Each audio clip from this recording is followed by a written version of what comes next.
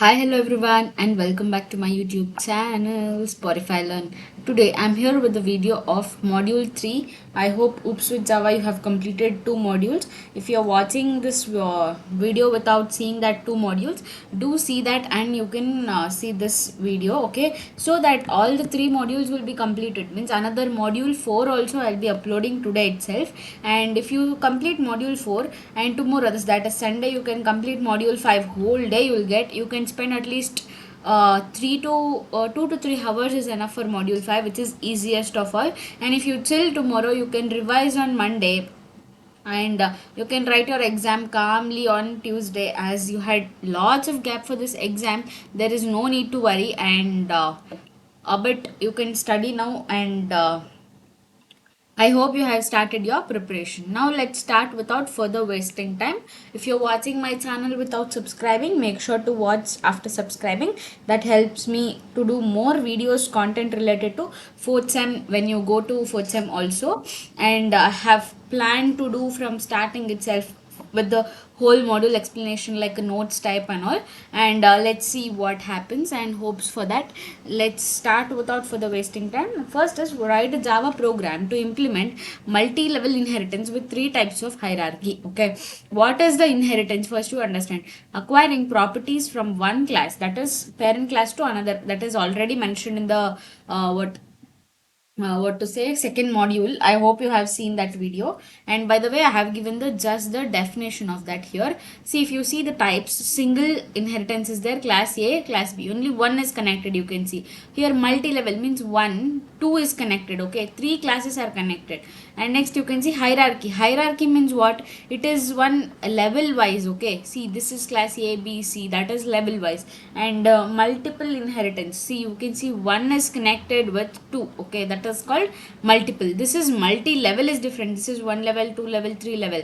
This is multiple is different, okay. I hope you understood.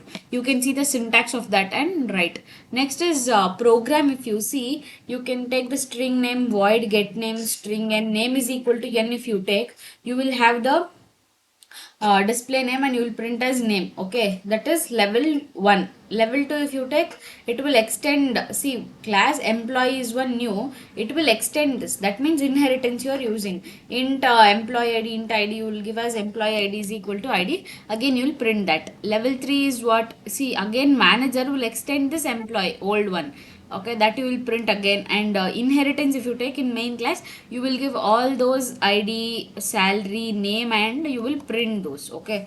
That is the basic idea. Here you can write this program. I hope you found this helpful, okay na. ಈಗ next ನೋಡೋದಿದ್ರೆ ನಾವು explain how an interface is used to achieve multiple inheritance in Java. Multiple inheritance means a class inheriting properties and methods from one parent class to another. ಅಂದರೆ from more than one parent. ಈಗ one ಪೇರೆಂಟಿಂದ ನೀವು ಪ್ರಾಪರ್ಟಿನ acquire ಮಾಡ್ಕೋತಿದ್ದೀರಾ ಅಂತಂದರೆ ಅದರಿಂದ more than one ಇರಬೇಕು, more than one method ಅಂದರೆ use ಆಗಿರಬೇಕು parent class. ಅದನ್ನು ನೀವು ಮಲ್ಟಿಪಲ್ ಇನ್ಹೆರಿಟೆನ್ಸ್ ಅಂತ ಹೇಳಿ ನೋಡ್ತೀರಾ. ನೀವು ಲೆವೆಲ್ಸ್ ಆಫ್ ಏನಂತಾರೆ ಟೈಪ್ಸ್ ಆಫ್ ಇನ್ಹೆರಿಟೆನ್ಸ್ ಎಲ್ಲ ಹೇಳಿದೆ ಅಲ್ವಾ, ಅದೇ ಥರ ಬೇಸಿಕ್ಲಿ ವರ್ಕ್ ಆಗುತ್ತೆ ಇದುವೇ. ನೆಕ್ಸ್ಟ್ ನೋಡೋದಿದ್ರೆ ನೀವು ಏನಂತಾರೆ, ಇದು ಮಲ್ಟಿಪಲ್ ಯೂಸಿಂಗ್ ಇಂಟರ್ಫೇಸ್ ಅಚೀವ್ ಆಗ್ಬೋದು. ಆಮೇಲೆ using classes to avoid ambiguity ಅಂದರೆ ಡೈಮಂಡ್ ಪ್ರಾಬ್ಲಮ್. ಆಮೇಲೆ next it is no implementation but abstract methods are used. ಆಮೇಲೆ class may be using the implements keyword, class inherit multiple method declaration and all, ಓಕೆನಾ. Next example program ನೋಡಿದ್ರೆ interface A, ಆಮೇಲೆ ಅದನ್ನ void show, interface B ಅದನ್ನ void show. Next it will implement ಅಂತ use ಮಾಡೋದು ಇಂಟರ್ಫೇಸಿಗೆ, ಇಂಟರ್ಫೇಸ್ಗೆ ಕೀವರ್ಡು ಇಂಪ್ಲಿಮೆಂಟ್ಸು. ಆಮೇಲೆ ಎಕ್ಸ್ಟೆನ್ಸ್ ಅಂತ ಹೇಳಿ ಯೂಸ್ ಮಾಡಿದ್ರೆ ಅದು ಇನ್ಹೆರಿಟೆನ್ಸಿಗೆ ಯೂಸ್ ಮಾಡ್ತಿದ್ದೀವಿ ಅಂತ ನೀವು ಅರ್ಥ ಮಾಡ್ಕೋಬೇಕು. ಇನ್ಹೆರಿಟೆನ್ಸ್ ಅಂದರೆ ಒಂದು ಕ್ಲಾಸಿಂದ, ಇದು ಪೇರೆಂಟ್ ಕ್ಲಾಸ್ ಅಂತ ತಗೊಳ್ಳಿ, ಇದು ಚೈಲ್ಡ್ ಕ್ಲಾಸ್ ಅಂತ ತಗೊಳ್ಳಿ, ಚೈಲ್ಡ್ ಕ್ಲಾಸಿನ ಪೇರೆಂಟ್ ಕ್ಲಾಸಿನ ಪ್ರಾಪರ್ಟಿ ಚೈಲ್ಡ್ ಕ್ಲಾಸಿಗೆ ಅಕ್ವೈರ್ ಮಾಡ್ಕೋತಿದ್ದೀರಾ ಅಂತಂದರೆ ದಟ್ ಈಸ್ ದ ಇನ್ಹೆರಿಟೆನ್ಸ್, ಓಕೆನಾ. ನೆಕ್ಸ್ಟು ಅದನ್ನ ಪ್ರಿಂಟ್ ಮಾಡಿ ಶೋ, ಅಂದರೆ ಶೋ ಇಲ್ಲಿ ಏನು ಯೂಸ್ ಮಾಡಿರ್ತೀರಲ್ಲ ಆ ಮೆಥಡ್ ಯೂಸ್ ಮಾಡಿ ಪ್ರಿಂಟ್ ಮಾಡ್ತೀರಾ. ಮತ್ತು ಪಬ್ಲಿಕಲ್ಲಿ ಮತ್ತೊಂದು ಹೊಸ ಕನ್ಸ್ಟ್ರಕ್ಟರ್ ಕ್ರಿಯೇಟ್ ಮಾಡಿ ಶೋ ಎ ಶೋ ಬಿ ಕೊಟ್ಟು ಅದು ಪ್ರಿಂಟ್ ಆಗುತ್ತೆ, ಓಕೆನಾ. Method of what you have given in print statement, it will print. Next method overriding. Method overloading ನೀವು ಲಾಸ್ಟ್ ಮಾಡ್ಯೂಲಲ್ಲೇ ನೋಡಿದ್ದೀರಾ. ನಾನು ಆಮೇಲೆ ಅದ್ರ ಡಿಫ್ರೆನ್ಸು ಕೂಡ ಹೇಳ್ತೀನಿ ಅಂತ ಹೇಳಿದ್ದೆ, ಓಕೆನಾ. I tell for sure.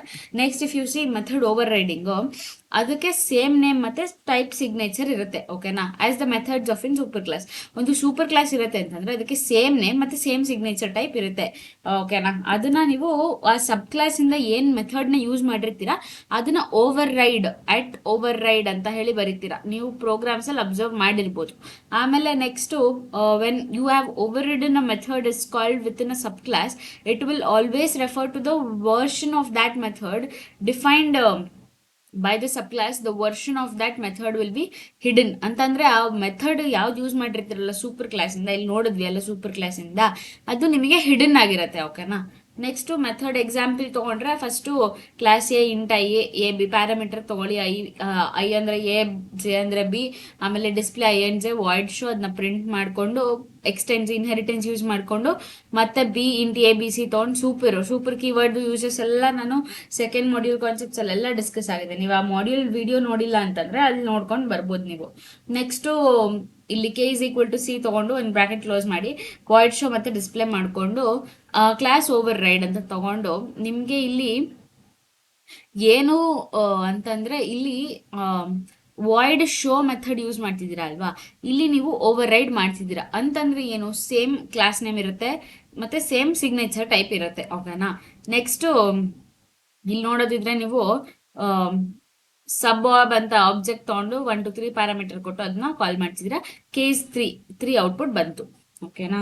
That was all about this method over riding. Over loading ಆಗಿದೆ, ಓವರ್ ರೈಡಿಂಗು ಆಗಿದೆ. ಓವರ್ ಲೋಡಿಂಗ್ ಅಂದ್ರೆ ಯಾವ ಮೋರ್ ದೆನ್ ಒನ್ ಮೆಥಡ್, ಅದೆಲ್ಲ ಎಕ್ಸ್ಪ್ಲೇನ್ ಮಾಡಿದ್ದೀನಿ ನಾನು ಲಾಸ್ಟ್ ಮಾಡ್ಯೂಲ್ ವಿಡಿಯೋ ಅಲ್ಲಿ.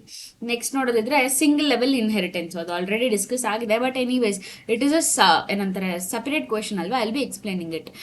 ಸಿಂಗಲ್ ಲೆವೆಲ್ ಇನ್ಹೆರಿಟೆನ್ಸ್ ಅಂದ್ರೆ ಒಂದು ಟೈಪ್ ಆಫ್ ಇನ್ಹೆರಿಟೆನ್ಸ್. ಒಂದು ಸಬ್ ಕ್ಲಾಸು ಇನ್ನೊಂದು ಸೂಪರ್ ಕ್ಲಾಸಿನ ಪ್ರಾಪರ್ಟೀಸ್ನ ಅಕ್ವೈರ್ ಮಾಡ್ಕೊಳ್ಳುತ್ತೆ, ಓಕೆನಾ. ಒಂದೇ ಲೆವೆಲಲ್ಲಿ ಇರುತ್ತೆ. ಅಲ್ಲಿ ನೋಡಿದ್ರಿ ಅಲ್ವಾ ನೀವು, ಕ್ಲಾಸ್ ಎ ಯಾವುದು ಕನೆಕ್ಟ್ ಆಗಿದೆ, ಕ್ಲಾಸ್ ಬಿಗೆ ಕನೆಕ್ಟ್ ಆಗಿದೆ.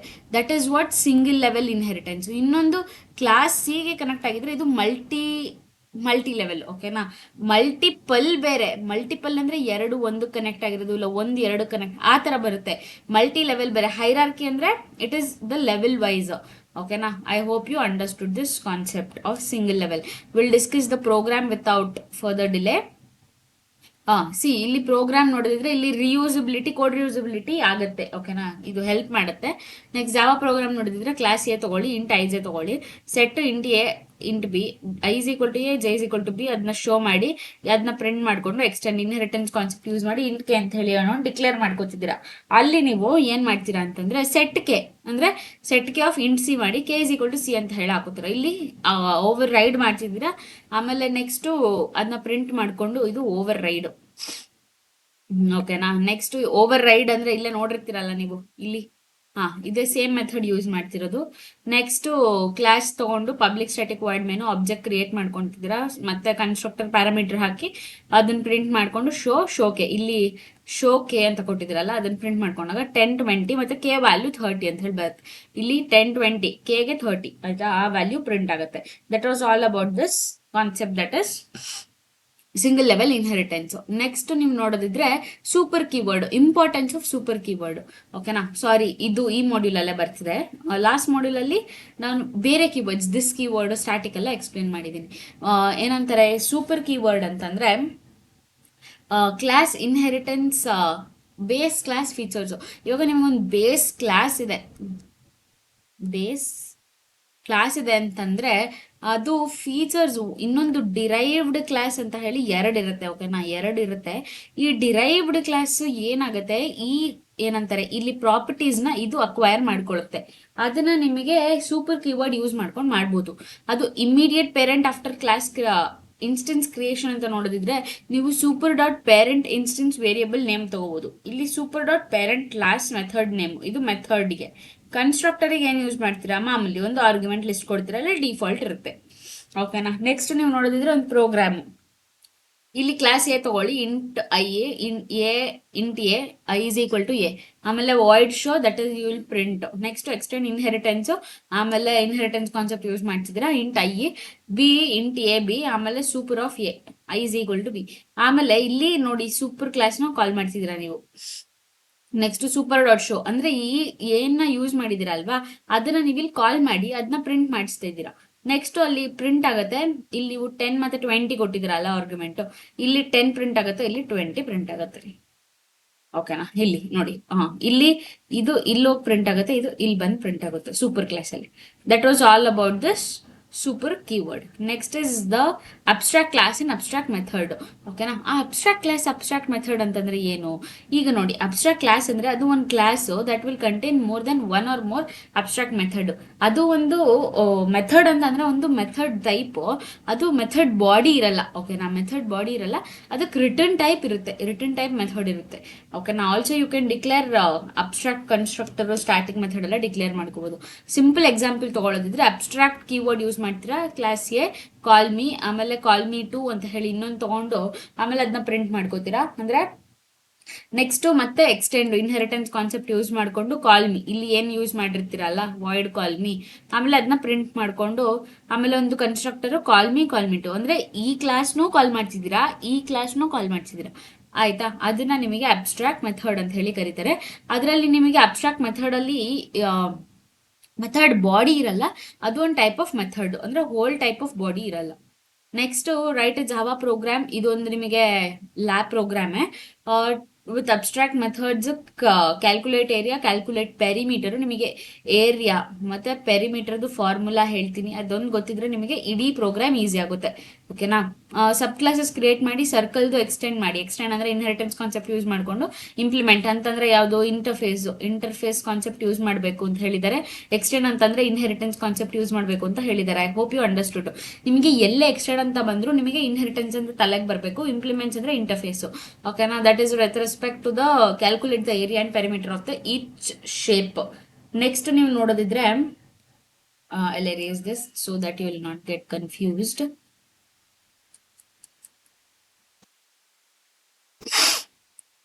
ನೋಡಿ, ಇಲ್ಲಿ ಫಸ್ಟ್ ನೀವು ಅಬ್ಸ್ಟ್ರಾಕ್ಟ್ ಕ್ಲಾಸ್ ಶೇಪ್ ಅದು ತಗೊಳ್ಳಿ, ಯಾಕಂದ್ರೆ ನೀವು ಎಲ್ಲಾ ಶೇಪಿಗೂ ಮಾಡ್ತಿರೋದ್ರಿಂದ ಇದು ಮೇನ್ ಕ್ಲಾಸ್ ಆಗಿ ತಗೋತೀರಾ. Next calculate area, calculate perimeter. Area ಮತ್ತೆ ಪೆರಿಮೀಟರ್ನ ಫೈಂಡ್ ಔಟ್ ಮಾಡ್ತಿದ್ದೀರಾ. ಆಯ್ತಾ? ಫೈಂಡ್ ಔಟ್ ಮಾಡ್ತಿರ್ಬೇಕಾದ್ರೆ ನೆಕ್ಸ್ಟ್ ಸರ್ಕಲ್ ತಗೊಳ್ಳಿ. ಫಸ್ಟ್ ಸರ್ಕಲ್ ನಿಮಗೆ ಒಂದು ಶೇಪ್, ಇಲ್ಲಿ ಕ್ಲಾಸ್ ಶೇಪ್ ತಾನೇ ಇರೋದು, ಅದನ್ನ ಎಕ್ಸ್ಟೆಂಡ್ ಅಂದ್ರೆ ಈ ಚೈಲ್ಡ್ ಕ್ಲಾಸು ಈ ಪೇರೆಂಟ್ ಕ್ಲಾಸಿನ ಪ್ರಾಪರ್ಟೀಸ್ನ ಅಕ್ವೈರ್ ಮಾಡ್ಕೋತಿದೆ ಅಂತ. ನೆಕ್ಸ್ಟ್ ಡಬಲ್ ರೇಡಿಯಸ್ ತಗೋತೀರಾ. ಓಕೆನಾ? ಡಬಲ್ ಏನಕ್ಕೆ ಅಂತೆಲ್ಲ ನಾನು ಫಸ್ಟ್ ಮಾಡ್ಯೂಲ್ ವಿಡಿಯೋದಲ್ಲಿ ಹೇಳಿದ್ದೀನಿ, ನಾನು ಮತ್ತೆ ಅದನ್ನೇ ರಿಪೀಟ್ ಮಾಡ್ಕೊಂಡು ಹೋದ್ರೆ ವಿಡಿಯೋ ಲ್ಯಾಗ್ ಆಗುತ್ತೆ. ಓಕೆನಾ? ನೆಕ್ಸ್ಟ್ ನೀವು ನೋಡ್ಬೋದು ಇಲ್ಲಿ ಸರ್ಕಲ್ ಆಫ್ ಡಬಲ್ ಆರ್ ತಗೊಳ್ಳಿ, ಅಂದ್ರೆ parameterized radius is equal to R. ಇಲ್ಲಿ ಆರ್ ತಗೊಂಡ್ರದ್ರಿಂದ radius is equal to R, ಇಲ್ಲಿ ರೇಡಿಯಸ್ ತಗೊಂಡಿದ್ದೀರಾ ಅಲ್ವಾ. ನೆಕ್ಸ್ಟ್ ಏರಿಯಾ, ಏರಿಯಾ ಏನ್ ಬರುತ್ತೆ ಸರ್ಕಲ್ಲಿಗೆ ಏನ್ ಬರುತ್ತೆ, ಪೈ ಇಂಟು ಆರ್ ಸ್ಕ್ವೇರ್ ಅಲ್ವಾ. Pi into radius.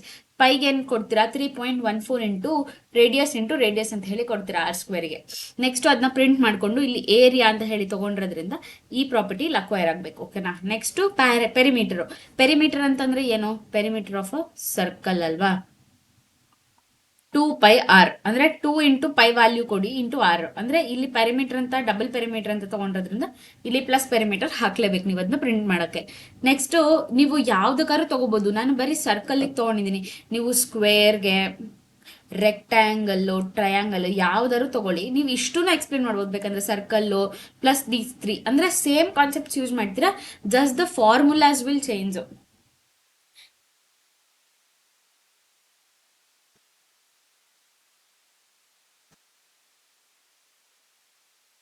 ಇಲ್ಲಿ ಏನ್ ಯೂಸ್ ಮಾಡ್ತೀರಾ ಅಂತಂದ್ರೆ ಇಲ್ಲಿ ಒಂದು ಹೇಳ್ತೀನಿ ನಾನು.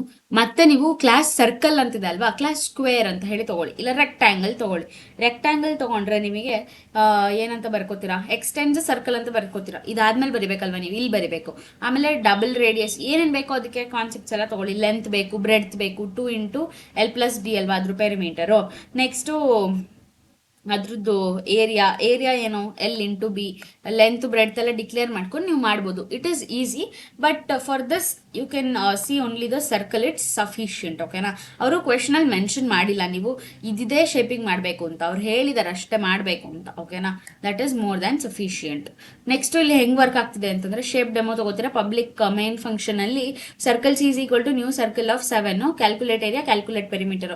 ಯಾಕಂತಂದ್ರೆ ಇಲ್ಲಿ ನೀವೇನ್ ಯೂಸ್ ಮಾಡಿದಿರಾ, calculate area, calculate perimeter. I hope it's not visible. Okay, 1 minute. ಇಲ್ಲಿ ನೋಡಿ, ಕ್ಯಾಲ್ಕುಲೇಟ್ ಏರಿಯಾ ಅಂತ ಯೂಸ್ ಮಾಡಿದ್ರ, ಕ್ಯಾಲ್ಕುಲೇಟ್ ಪೆರಿಮೀಟರ್ ಅಂತ ಹೇಳಿ ಯೂಸ್ ಮಾಡಿದ್ರ. ಅದಕ್ಕೆ ನೀವು ಆ ಫಂಕ್ಷನ್ ಅಂದ್ರೆ ಮೆಥಡ್ ನ ಕಾಲ್ ಮಾಡ್ತಿದ್ದೀರಾ. ಮತ್ತೆ next, build Java program to interface with method resize int radius allow resized, ಆಮೇಲೆ ಸರ್ಕಲ್ ದಟ್ ಇಂಪ್ಲಿಮೆಂಟ್ಸ್ ಅಂದ್ರೆ ಏನು, ಇಂಟರ್ಫೇಸ್ ಮೆಥಡ್ ಯೂಸ್ ಮಾಡ್ತಿದ್ದೀರಾ, ಇಂಟರ್ಫೇಸ್ ಕಾನ್ಸೆಪ್ಟ್. ನೆಕ್ಸ್ಟ್ ನೋಡ್ಬೋದು ಇಲ್ಲಿ interface resizable wide size of int radius ಅವರೇ ಕೊಟ್ಟಿದಾರಲ್ಲ, ಇಂಟ್ ರೇಡಿಯಸ್. ಆಮೇಲೆ circle implements resizable, ಈ ರೀಸೈಸಬಲ್ಗೆ ಇಲ್ಲಿ ಇಂಪ್ಲಿಮೆಂಟ್ಸ್ ಯೂಸ್ ಮಾಡಿಕೊಂಡು int 6 circle 6 this keyword use ಮಾಡ್ಬೇಕಿಲ್ಲಿ. ಓಕೆನಾ, this dot r is equal to r, public void resize of int radius r is equal to radius. ಅದನ್ನ ಪ್ರಿಂಟ್ ಮಾಡ್ಕೋತೀರಾ. ಡಿಸ್ಪ್ಲೇ ಮತ್ತೆ current radius print ಮಾಡ್ಕೊಂಡು ಒಂದು ಪ್ಯಾರಾಮೀಟರ್ ಕೊಟ್ಟು ಅದನ್ನ display ಮಾಡಿ, ಅದನ್ನ ರೀಸೈಸ್ ಟು 10 ಮಾಡ್ತೀರಾ. 5 ಇರೋದನ್ನ ರೀಸೈಸ್ ಟು 10 ಮಾಡಿ ಅದನ್ನ ಮತ್ತೆ ಡಿಸ್ಪ್ಲೇ ಮಾಡ್ತಿದ್ದೀರಾ. ಫಸ್ಟ್ ಈ 5 ನ ಡಿಸ್ಪ್ಲೇ ಮಾಡ್ತೀರಾ, ಆಯ್ತಾ. ಇಲ್ಲಿ ಡಿಸ್ಪ್ಲೇ ಫಸ್ಟ್ ನೀವು ಈ 5 ನ ಇಲ್ಲಿ ಡಿಸ್ಪ್ಲೇ ಮಾಡ್ತೀರಾ, ಮತ್ತೆ ಅದನ್ನ ರೀಸೈಸ್ ಟು 10 ಮಾಡಿ ಮತ್ತೆ ಇಲ್ಲಿ ಡಿಸ್ಪ್ಲೇ ಮಾಡ್ತೀರಾ. That is how this works. Next question is dynamic method dispatch. Dynamic method dispatch ಅಂದ್ರೆ ಒಂದು mechanism which is over riding. ನೋಡಿದ್ವಿ ಅಲ್ವಾ, method over riding. It is at run time ಅಲ್ವಾ.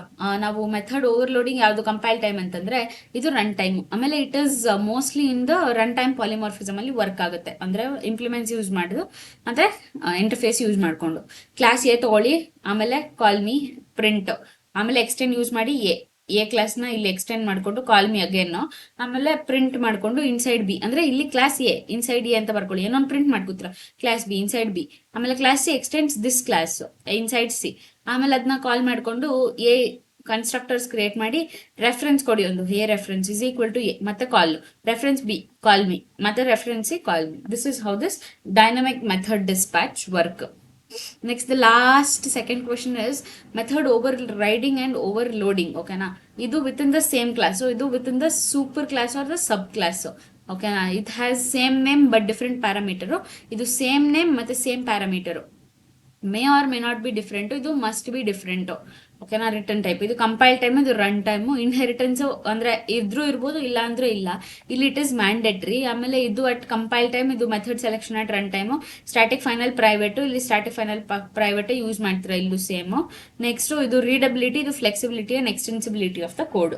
ನೆಕ್ಸ್ಟ್ ದ ಲಾಸ್ಟ್ ಕ್ವೆಶನ್ ನೋಡೋದಿದ್ರೆ ನೀವು interface. ಓಕೆನಾ, interface ಅಂತಂದ್ರೆ ಏನು, ಅದು ಒಂದು fully abstract blueprint of a class to achieve multiple inheritance and 100% abstraction. ಆಮೇಲೆ ಏನಾದ್ರು ಅಬ್ಸ್ಟ್ರಾಕ್ಟ್ ಮೆಥಡ್ ಇತ್ತು ಅಂತಂದ್ರೆ ಆ method declaration without the body using public static final variables ಎಲ್ಲ ನೀವು ಮಾಡ್ಬೋದು. ಆಮೇಲೆ what a class must do, how it is doing, not how it does. ಅಂದ್ರೆ ಏನ್ ಮಾಡ್ಬೇಕದು ಅಂತ ನೋಡ್ಬೇಕೇ ಹೊರತು ಏನ್ ಮಾಡ್ತಿದೆ ಅಂತ ನೋಡೋದಲ್ಲ. ಓಕೆನಾ, ನೀವು ಇಲ್ಲಿ ಇಂಟರ್ಫೇಸ್ ಕೀವರ್ಡ್ ಯೂಸ್ ಮಾಡ್ತೀರಾ, that is by default public static final. ಇಲ್ಲಿ ನೋಡೋದಿದ್ರೆ ಎಲ್ಲ public static final. It does not contain any constructor. ಇದು ಮಲ್ಟಿಪಲ್ ಇನ್ಹೆರಿಟೆನ್ಸ್ ನ ಅಚೀವ್ ಮಾಡೋದಕ್ಕೆ ನೀವು ಇದು ಇಂಟರ್ಫೇಸ್ ನ ಯೂಸ್ ಮಾಡ್ತೀರಾ. ನೆಕ್ಸ್ಟ್ ಜನರಲ್ ಫಾರ್ಮ್ ನೋಡ್ಬೋದು, ಇಂಟರ್ಫೇಸ್ ಮತ್ತೆ ಇಂಟರ್ಫೇಸ್ ನೇಮ್ ಹಾಕ್ತೀರಾ. ಆಮೇಲೆ data type, variable name, value, ಏನೋ ಒಂದು ವ್ಯಾಲ್ಯೂ ಕೊಡ್ತೀರಾ. ಆಮೇಲೆ ಅದ್ರ ರಿಟರ್ನ್ ಟೈಪ್ ಮೆಥಡ್ ನೇಮ್ ಏನು ಕ್ರಿಯೇಟ್ ಮಾಡಿರ್ತಾರಲ್ಲ ಅದು ಏನಾದ್ರು ಒಂದು ಪ್ಯಾರಾಮೀಟರ್ ಕೊಡ್ಬೋದು. ಓಕೆನಾ, ಎಕ್ಸಾಂಪಲ್ ನೋಡಿ, ಇಂಟರ್ಫೇಸ್ ಸ್ಯಾಂಪಲ್ ಅಂತ ಹೇಳಿ ತಗೊಂಡು x is equal to 10 display. ಓಕೆನಾ, ಮೆಥಡ್ ಇದು. ಆಮೇಲೆ ಏನಂತಾರೆ ಇಂಪ್ಲಿಮೆಂಟ್ಸ್ ಕೀವರ್ಡ್ ನ ಯೂಸ್ ಮಾಡ್ಕೊಂಡು ಇಲ್ಲಿ ನೀವು ಇಂಪ್ಲಿಮೆಂಟ್ ಮಾಡ್ತಿದ್ದೀರಾ. ನೆಕ್ಸ್ಟ್ ಪಬ್ಲಿಕ್ ವಾಯ್ಡ್, ಆಮೇಲೆ ಅದನ್ನ ಪ್ರಿಂಟ್ ಮಾಡ್ಕೊಂಡು ಪ್ಲಸ್ ಎಕ್ಸ್ ಮಾಡಬೇಕು, ಈ ವ್ಯಾಲ್ಯೂ ಇಲ್ಲಿ ಪ್ರಿಂಟ್ ಆಗಬೇಕು ಅಂತಂದ್ರೆ. This was all about the module 4 video. I hope you have understood without anything, any confusions. I hope you have understood all this concept. Any doubts, you can let me know in the comment box. Thank you for watching the video. Make sure to like, share, comment and subscribe to my YouTube channel. And until next video, I'll be posting 4th module even today. Thank you for watching the full video. Until next video, bye bye.